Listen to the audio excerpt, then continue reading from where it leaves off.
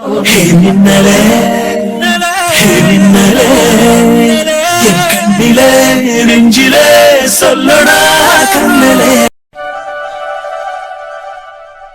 Pink சும்மா புக்க புரட்டி புரட்டி பாத்துக்கிட்டே இருக்காத, நல்லா சத்தம் போட்டு படி, அப்பதான் மனசுல பதியும்.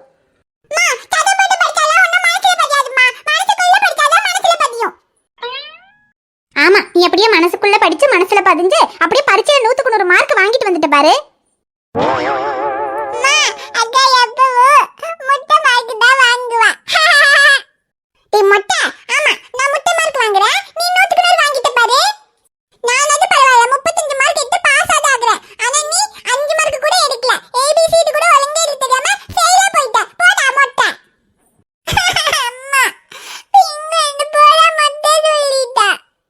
பிங்கு எதுக்கு சும்மா சும்மா அவன் இப்படி சொல்லிட்டே இருக்க? டேய், அவ கிடைக்கறா, நீ அழாத, சும்மா இரு. பிங்கு, நீ அவன் கூட சும்மா சண்டை போட்டுக்கிட்டு இருக்காம முதல்ல படி, நாளைக்கு டெஸ்ட் இருக்குல்ல. அம்மா, நான் எங்கம்மா சண்டை போட்டேன்? நான் என் பாட்டுக்கு படிச்சிட்டு தானே இருந்தேன். அவன் தான் என்கிட்ட சும்மா வந்து வம்பிழுக்கறான். அவன் ஒண்ணும் வம்பிழுக்க மாட்டான், அவன் அமைதியா தானே உட்கார்ந்திருக்கான். நீ முதல்ல படி. சும்மா படிக்காம அது இதையும் சொல்லி ரெண்டு பேரும் மாறி மாறி சண்டை போட்டு நேரத்தை போக்கிற வேண்டியது. அப்புறம் மணி ஆச்சுன்னா பசிக்குதுங்க வேண்டியது, சாப்பிட்டு முடிச்சு தூக்கம் வருதுன்னு படுத்து தூங்கிட வேண்டியது. அப்புறம் காலையில எந்திரிச்சு ஒன்னும் படிக்கிறதுல ரெடியாகி பள்ளிக்கூடத்துக்கு போக வேண்டியது. அப்புறம் அங்க போய் பரீட்சையில என்ன எழுதுவ? ஒழுங்கா உட்காந்து படி. இப்போ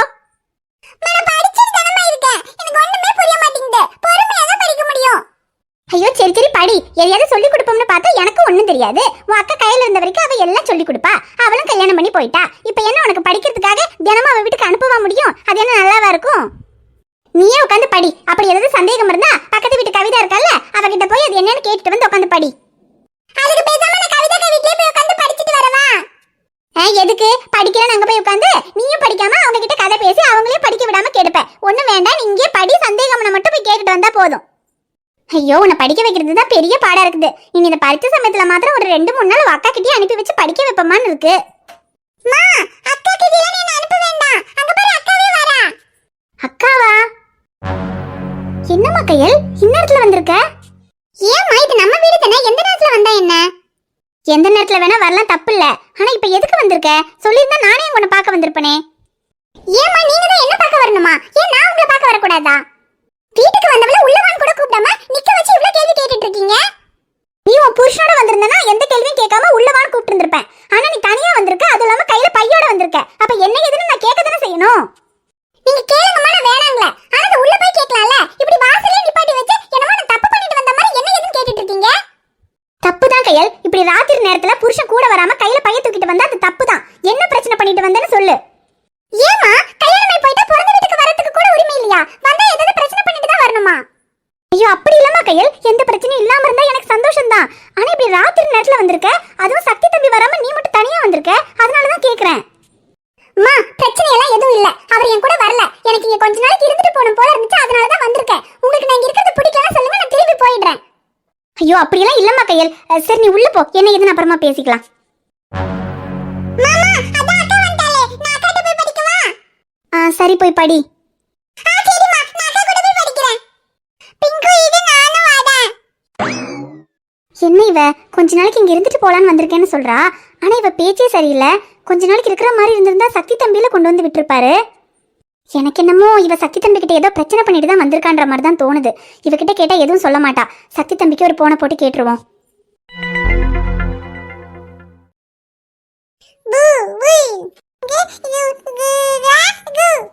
ஏன் சொல்லுதுன்னு ஐஸ் பிள்ளை சாப்பிட்டுச்சா? இல்ல மச்சி, நானும் சாப்பிடலாமான்னு எவ்வளவு தடவை கூப்பிட்டு பார்த்துட்டேன், வரவே மாட்டேங்கிறா.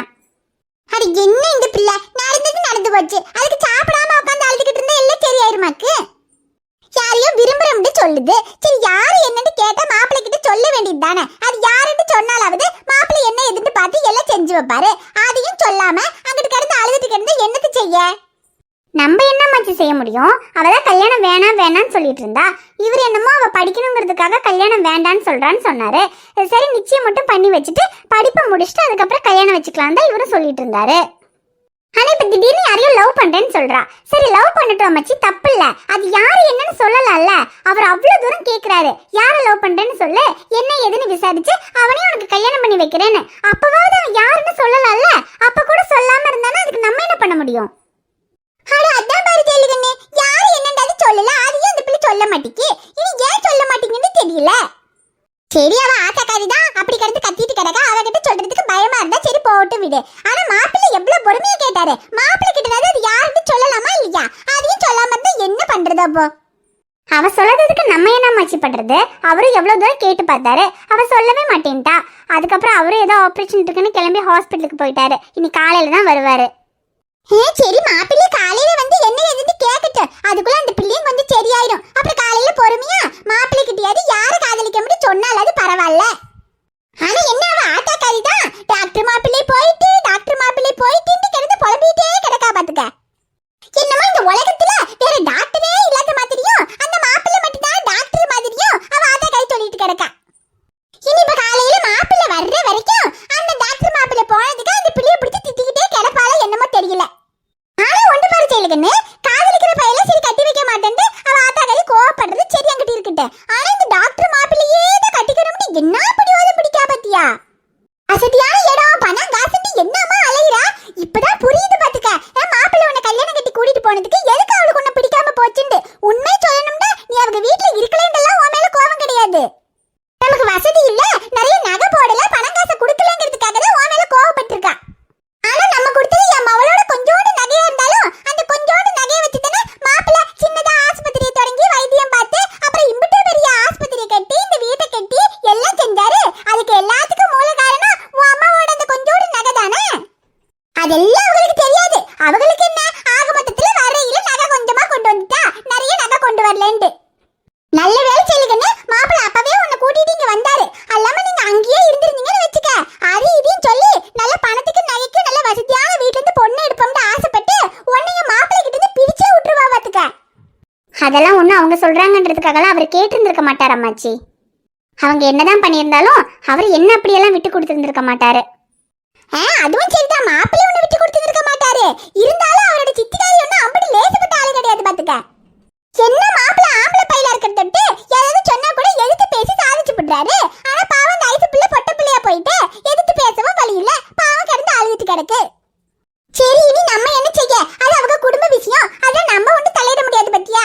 அந்த பிள்ளைன்னு யாரு என்னன்னு சொல்லி பாவம் அதுக்கு ஒரு நல்லபடியா கல்யாணம் நடந்துட்டா போதும்னு இருக்கு எனக்கு. அது அவர் அப்படியே எல்லாம் விட்டுற மாட்டாருல்ல, அவகிட்ட பொறுமையா யாரு என்னன்னு கேட்டு கல்யாணம் எல்லாம் பண்ணி வச்சிருவாரு. சரி பாப்போம். அப்புறம் நீ என்ன இன்னும் தூங்காம இருக்க? மாப்பிள்ளை வேற காலையில தான் வருவாருன்னு சொல்ற. இந்த போடின போய் தூங்க வச்சுட்டு போய் தூங்கு போ. ஆமா சின்னவன் வேற வீட்டுக்கு வரல, அபிக்குட்டி எங்க? அது அவ ஐஷு கூட தான் இருக்கா. அவ அழுதுட்டே இருந்தால அதனால அவ கூட உட்கார்ந்துருக்கா. சரியா மச்சி, இனி இவனை விட்டா இவன் விளையாடிட்டே இருப்பான். நான் இவனை கூட்டிட்டு போய் தூங்க வைக்கிறேன். அப்புறம் ஷமீர் வேற இன்னும் வரல. அவன் வராம அபி வேற தூங்க மாட்டா. அவன் ஏன் இவ்வளவு நேரம் காணோன்னு தெரியல. அவனுக்கு ஒரு ஃபோன் பண்ணி சீக்கிரமா வர சொல்லுங்க. வர சொல்லிட்டு அபி அவன்கிட்ட விட்டுட்டு நீங்க போய் படுத்துக்கங்க. சரி சரி, நான் அவனுக்கு போன போட்டு வர சொல்லிக்கிறேன். நீ இந்த பொடியை கொண்டு போய் தூங்க வச்சுட்டு தூங்கு போ. சரியம்மாச்சி.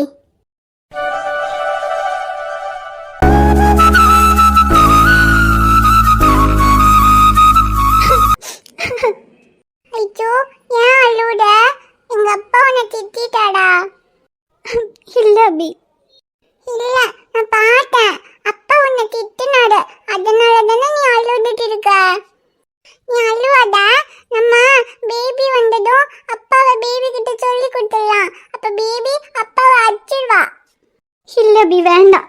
உன் பேபிக்கும் உன் அப்பாவுக்கும் எந்த பிரச்சனையும் ஆகக்கூடாதுன்றதுக்காக தான் நான் திட்டு வாங்கினேன். சேட்டன் யாரை லவ் பண்றேன்னு கேட்கும்போ நான் மாத்திரம் ஷமீரை தான் லவ் பண்றேன்னு சொல்லியிருந்தா அப்ப வீட்டுல பெரிய பிரச்சனை வந்திருக்கும். அப்புறம் திரும்பவும் சேட்டன் கோவப்பட்டு அவனை வீட்டை விட்டு வெளியே அனுப்பிட்டா நீயும் அம்மாவும் தான் ரொம்ப கஷ்டப்படுவீங்க. என்னால நீங்க கஷ்டப்படக்கூடாது. அது மட்டும் இல்ல, அவன் என்ன லவ் பண்றதா இருந்தா கூட தைரியமா நீ அவனை லவ் பண்றேன்னு சொல்லலாம். ஆனா அவனே என்ன லவ் பண்ணல. அப்புறம் எப்படிங்க அவனை லவ் பண்றேன்னு வீட்டுல சொல்ல முடியும்? இன்னைக்கு பார்க்க வந்த மாப்பிள்ளை கிட்ட நான் ஒருத்தனை லவ் பண்றேன்னு சொல்லி இந்த கல்யாணத்தை நடக்க விடாம நான் தடுத்துட்டேன். ஆனா என்னால இன்னும் எவ்வளவு நாளைக்கு இதை பண்ண முடியும்? இப்ப கூட சேட்டை அவசரமா ஹாஸ்பிட்டலுக்கு போகணும்னு தான் அதுக்கப்புறம் என்கிட்ட எதுவும் கேட்காம கிளம்பி போனான். ஆனா காலையில வந்ததும் திரும்பவும் நான் யாரை லவ் பண்றேன்னு கேட்பான்.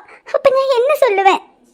எனக்கு இப்ப கடைசியா இருக்கிற ஒரே நம்பிக்கை இந்த ஷர்ட்டும் கீ செயினும் தான். அவனுக்கு 3 வருஷத்துக்கு முன்னால என்ன பார்த்த எந்த விஷயமும் ஞாபகத்துல இல்லை. இதை பார்த்தாலாவது அவனுக்கு எல்லாம் ஞாபகம் வருமானு தெரியல. இல்லை அப்படியே அவனுக்கு ஞாபகம் வந்தாலும் அவன் என்ன ஏற்றுக்குவானான்னு தெரியல.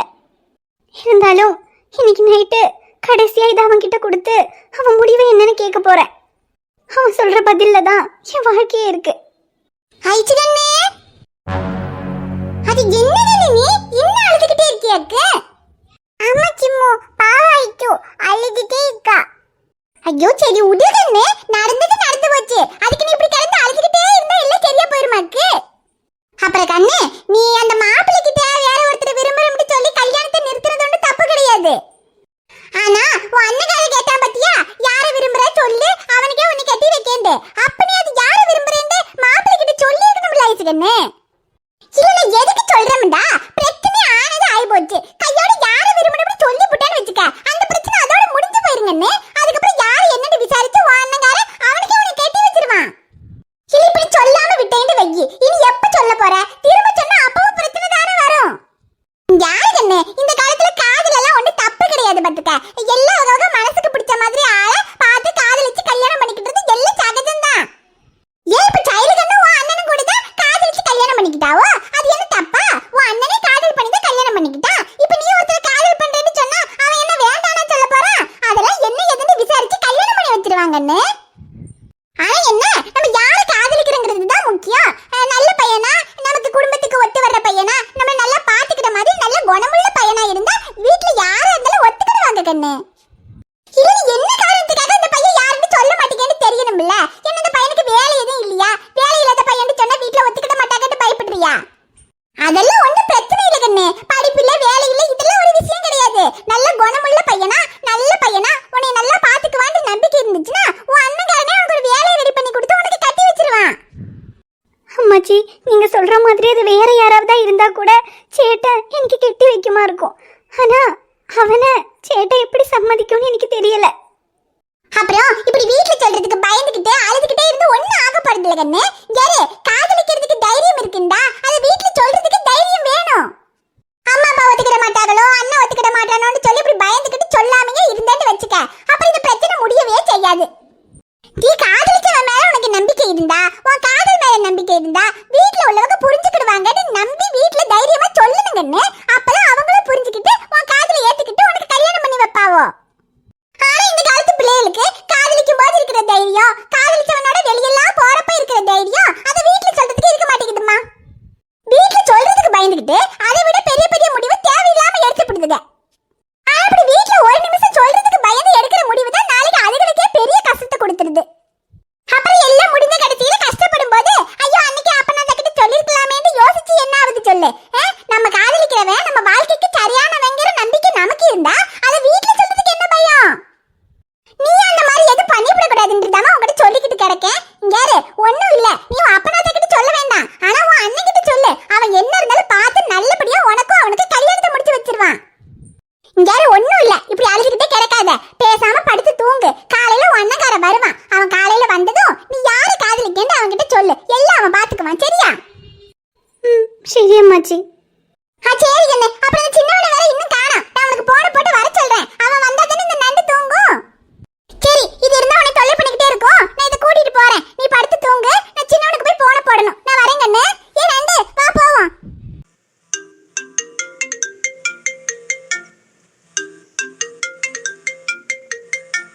யாருடா கையலா? ஆமா, அவ எங்க எனக்கு கூப்பிடுவா? லக்ஷ்மி அக்கா. சொல்லுங்கக்கா. தம்பி, கையில் வீட்டுக்கு வந்திருக்கா. கொஞ்ச நாளைக்கு இருந்துட்டு போறதுக்காக வந்தேன்னு சொல்றா. நீங்களும் கூட வரல, அவ தனியா வந்திருக்கா. என்னாச்சு தம்பி, ஏதாவது பிரச்சனையா? இப்ப லக்ஷ்மி அக்கா கிட்ட அவ எதுவும் சொல்லலன்னு நினைக்கிறேன். சரி, நீ எதுவும் சொல்லாதடா. கையிலே சொல்றதுன்னா சொல்லட்டும். ஏன்னா இப்ப நீ போன்ல சொல்லி அப்புறம் அவங்க கையில திட்ட போறாங்க. நீ நேர்ல போய் பொறுமையா அவங்களுக்கு எடுத்து சொல்லி புரியவை. அதுவும் சரிதான். ஹலோ சக்தி தம்பி, கேக்குதுங்களா? கேக்குதுக்கா. அது ஒண்ணும் இல்லக்கா, கையல் உங்க கூடயும் பிங்கு டிங்கு கூடயும் கொஞ்ச நாளைக்கு இருக்கணும்னு சொன்னா, அதான் சரி ஒரு 10 நாளைக்கு போய் இருந்துட்டு வான்னு அனுப்பி வச்சேன். ஓ அப்படியா தம்பி, பிரச்சனையெல்லாம் எதுவும் இல்லையே. நான் கூட அவ தனியா பைய தூக்கிட்டு வரவும் ஒரு மாதிரி பயந்து போயிட்டேன் தம்பி. ஏன்னா ஏற்கனவே உங்க கூட வாழ மாட்டேன் அப்படி இப்படின்னு ஏகப்பட்ட பிரச்சனை பண்ணாலே, அதான் திரும்பவும் எதுவும் பிரச்சனை பண்ணிட்டாலும் நினைச்சிட்டேன். இல்லக்கா, அதெல்லாம் எதுவும் இல்ல. அப்புறம் என்னால கையில கொண்டு வந்து விட முடியலக்கா, எனக்கு ஒரு முக்கியமான வேலை இருந்துச்சு. அதான் சரி நீயே போன அனுப்பி வச்சிட்டேன். ஐயோ அதெல்லாம் ஒன்றும் பிரச்சனை இல்லை தம்பி. இப்போ என்ன பக்கத்துல நடந்து வர தூரம் தானே, அவ தனியா வந்ததெல்லாம் ஒன்றும் பிரச்சனை இல்லை. எனக்கு அவ ஏதோ பிரச்சனை பண்ணிட்டு வந்தாலும் தான் பயமா இருந்துச்சு. ஆனா நீங்க தான் இப்ப பிரச்சனை எல்லாம் எதுவும் இல்லை, சும்மா எங்க கூட இருக்கிறதுக்கு தான் வந்திருக்கான்னு சொல்லிட்டீங்களே, எனக்கு அது போதும் தம்பி. இப்பதான் நிம்மதியா இருக்கு. சரி அவ இருக்கட்டும் தம்பி. அப்புறம் நீங்க எப்ப வரீங்க தம்பி? அப்புறம் அப்பதான் வேற இருக்காங்க, அதனால அங்கதான் இருக்கணும். இருந்தாலும் கையில 10 நாளைக்கு எங்க வீட்டு நீங்க இருக்க மாட்டீங்களே, அதான் கேட்டேன். எப்ப வரீங்க தம்பி? அது நான் காலையில வரேன்க்கா. சரி தம்பி, வாங்க தம்பி. அப்ப நான் போனை வச்சிடுறேன். சரிக்கா. என்ன பொழப்புடா. டே ஒன்னும் டென்ஷன் ஆகாதுடா சக்தி. கையில என்ன படிக்காத பொண்ணா? அவளுக்கெல்லாம் சொன்னா புரிஞ்சிரும். அவ திடீர்னு ஜோசியர் சொன்னதை கேட்டுட்டு ஏதோ ஒரு பதட்டத்துல பண்ணிட்டு இருக்கா. அவளுக்கு பொறுமையா புரிய வச்சா அவ புரிஞ்சுக்குவாடா. என்ன மண்ணாங்கட்டி புரிஞ்சுக்கிறா? போடா. புரியாதவங்களுக்கு புரிய வச்சிடலாம், ஆனா புரியாத மாதிரி நடிக்கிறவங்களுக்கு எப்படிடா புரிய வைக்கிறது? இல்ல இதெல்லாம் ஒரு காரணமாடா? இவள எந்த காலத்துலடா இருக்கா? இன்னும் ஜோசியம் ஜாதகம் இதெல்லாம் நம்பிட்டு சரி நம்பட்டும்டா வேணாங்கள. ஆனா அது எந்த அளவுக்கு நம்பணும்னு ஒரு லிமிட் இல்ல. 2 பேருக்கும் கல்யாணம் ஆயிடுச்சு. அப்புறம் அவ என்ன புரிஞ்சுக்கல. சரி அவ புரிஞ்சுக்கணும்னு கொஞ்சம் டைம் கொடுத்தேன். அதுக்கப்புறம் அவ என்ன புரிஞ்சுக்கிட்டா. அதுக்குள்ள அப்பத்தா வந்து ஆடி மாசம் அது இதுன்னு ஏகப்பட்ட விஷயம் ஆகி போச்சு. சரி இப்பதான் எல்லாம் முடிஞ்சது, இதுக்கப்புறம் வாழ்க்கையை ஸ்டார்ட் பண்ண போறோம்னு சந்தோஷமா இருந்தேன்டா. ஆனா அதுக்குள்ள என்னமோ ஜோசியர் சொல்லிட்டாரு, இதுக்கப்புறம் நம்ம 2 பேரும் சேர்ந்து வாழ முடியாதுன்னு அவ பாட்டுக்கு பேக தூக்கிட்டு அவ அம்மா வீட்டுக்கு போயிட்டா. இல்ல நாங்க 2 பேரும் ஒன்னா சேர்ந்து வாழக்கூடாதுன்னு சொல்றதுக்கு அவன் யாருடா? வாயில நல்லா வருது எனக்கு. டேய் அவங்க எந்த ஜோசியர்ட்ட போயிருக்காங்க? அவன் யாருன்னு மட்டும் சொல்லு, அவனை நான் பாத்துக்கிறேன். அவனுக்கு போடுற போர்டுல அவனே கையெழுத்த வந்து ஜாதகத்துலாம் எந்த பிரச்சனையும் இல்ல 10 பொருத்தம் பக்காவா இருக்குன்னு சொல்ல வைக்கிறேன். டேய் இதுக்கப்புறம் சொல்ல வச்சா அவன் நம்புவான்னு நினைக்கிறியா? அவளுக்கு நம்மளை பத்தி நல்லா தெரியும், அதெல்லாம் அவன் நம்ப மாட்டான். சரி இப்ப கையில் கோச்சிட்டு போயிட்டா, இப்ப என்ன பண்ண போற? எதுவுமே பண்ணாம இருக்க முடியாது, ஏதாவது பண்ணணும். அவ போயிட்டானா அவளை அப்படியே விட்டுற முடியுமா? அவளுக்கு மண்டை மட்டும்தான் பெருசு, ஆனா மண்டைக்குள்ள ஒண்ணும் இல்ல. என்னதான் எடுத்து சொன்னாலும் அவ்வளவு சீக்கிரம் புரிஞ்சுக்க மாட்டான், கொஞ்சம் டைம் ஆகும். ஆனா எவ்வளவு டைம் ஆனாலும் சரி அவளுக்கு நான் புரிய வைக்காம விட மாட்டேன். நாளைக்கு காலையில லட்சுமி அக்கா வீட்டுக்கு போய் அவளை பாத்துக்கிறேன். ஏன்டா காலையில? இப்பவே போடா.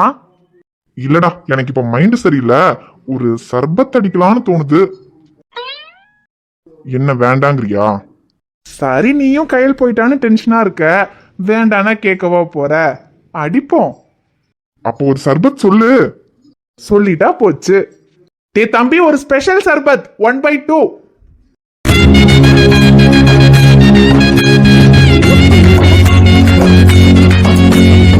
அட்ரா சக்தி, இன்னைக்கு நைட்டு எந்த டென்ஷனும் இல்லாம நிம்மதியா தூங்கி எந்திரிச்சு காலையில தெளிவா போய் கையெழுத்த பேசு, எல்லாம் ஓகே ஆயிடும். ஓகே ஆகுதோ என்னமோ, ஆனா இன்னைக்கு நைட்டு நாம இல்லாம தூங்கணும்ல, அதுக்கு இது கண்டிப்பா வேணும்டா.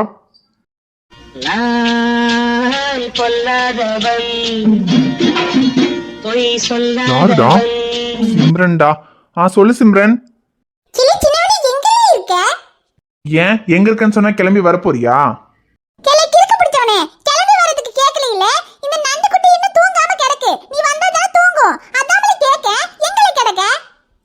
ஐயோ அபி இன்னும் தூங்கலையா?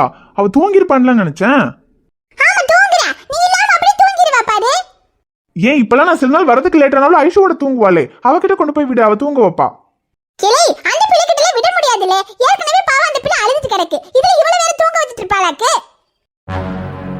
அழுதுட்டு இருக்காளா? அவ ஏன் அழுதுட்டு இருக்கா?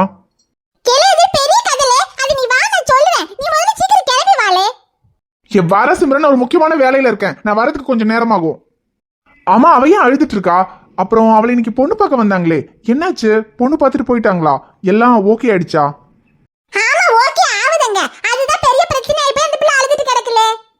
பிரச்சனை ஆயிடுச்சா? ஏன் என்னாச்சு?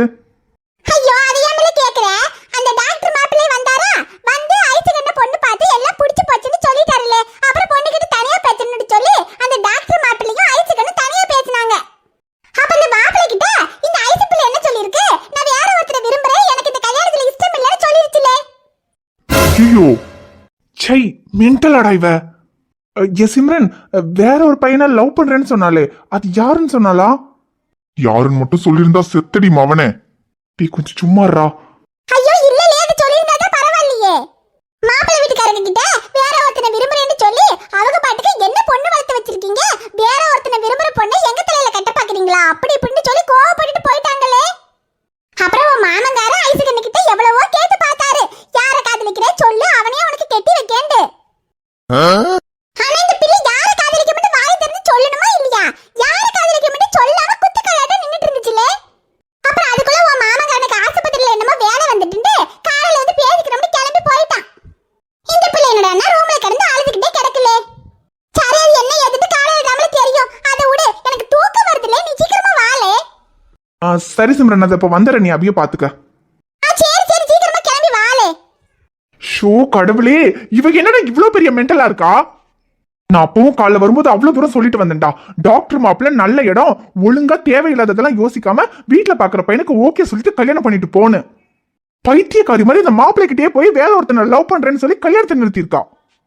ஒரு சின்ன திருத்தம், வேற ஒருத்தனை லவ் பண்றேன்னு சொன்னதுனால கல்யாணம் மட்டும்தான் நின்னுச்சு.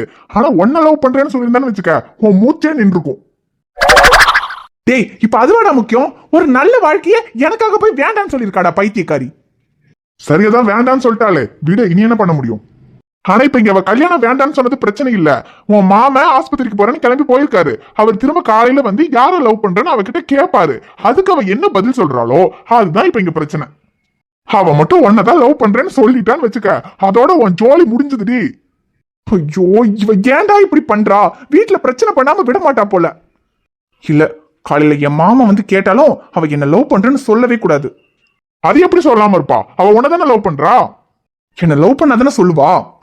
நான் அவகிட்ட நடந்துக்கிட்டதெல்லாம் வச்சு நான் ஒரு ஹீரோன்னு நினைச்சு என்ன லவ் பண்ணிக்கிட்டு இருக்கா. ஆனா நான் அவளுக்கு ஹீரோ இல்ல வில்லன்னு காமிச்சா அதுக்கப்புறம் அவ என்ன லவ் பண்ண மாட்டாள. அது எப்படிடா முடியும்? எல்லாம் முடியும். வில்லன் தான் ஹீரோவாக முடியாது, ஆனா ஹீரோ வில்லன் ஆகலாம். இப்ப நான் அவகிட்ட நடந்துக்கிறதுல போயும் உன்னையாடா நான் லவ் பண்ணேன், இதுக்கப்புறம் நான் உன்னை லவ் பண்ணலடான்னு அவ வாயாலேயே சொல்ல வைக்கிறேன்டா. மேட்ரை முடிச்சுட்டு வரையிரு. டேய், அழிச்சிட்டு போடா. இல்ல, அடிச்சுட்டு போனா என்னால அவட்ட பேச முடியாது. நான் அவகிட்ட பேசிட்டு வந்து அடிச்சுக்கிறேன்.